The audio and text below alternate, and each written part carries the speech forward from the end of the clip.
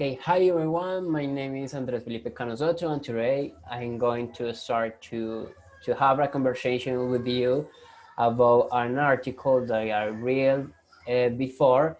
This article is Ideologies and Norms in Language and Education Policies in Europe and their relationship with everyday language behaviors by J. Norman Jorgensen. Okay, the first thing that I want to share with you is that I choose this topic because the norms in Europe and the day they take the topics about polylingualism is something that I really like, or I have interest on this topic. So the first thing that I want to share with you about this article is the norms in Europe. They are focused on to protect different language uh, for the minorities on this continent. For example, in a country there are multiple language. They are trying to conserve these languages and they're trying to use them to improve the educational policies. For that, I decided to choose this article. So the first phrases that I want to share now is languages as social culture construction, because in this article, the Europe norms has a stranger concept about the language. Different language consider language as a set of features which can be separate and count.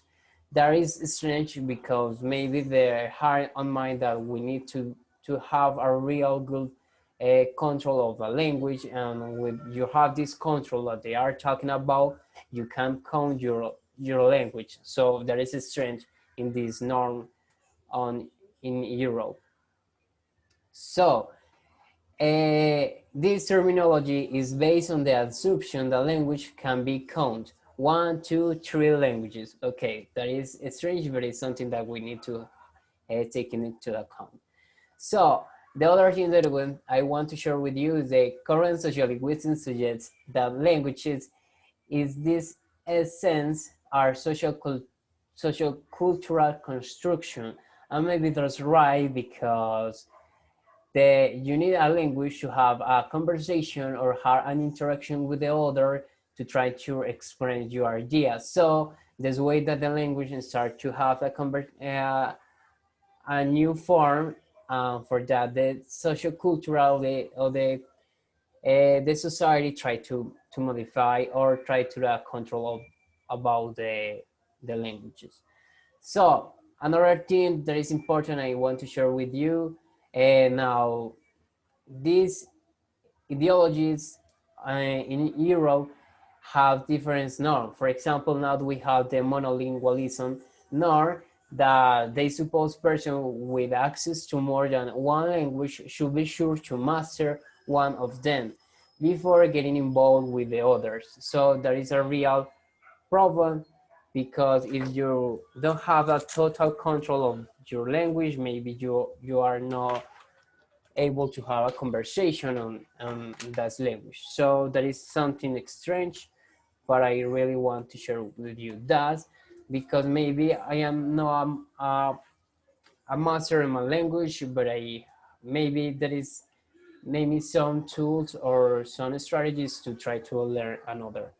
So polylingualism nor language user employ whatever language feature are at their disposal to achieve their communicative aims as the way they can. Obviously, when you have the opportunity to try to communicate with other person in a different language, they are the assumption that language can be counted. So polylingualism norm is to improve the different language on people, but they need to be mastered on them. So now, that word that I'm going to share with you is super diversity, because now they really appreciate the diversity in Europe, because the reason to assume that the increasing diversity in Europe will abate. There are so many cultural features, religious phenomena, linguistic practice, and there is important when you are taking a decision in a country, in a city, or maybe in a continent. So this word super diversity is really, I really like to hear that, because yes, in a country you are going to find everything and different person, minorities. You're going to find people that maybe don't have a really control the languages, but it's important in this article. I really like to read this.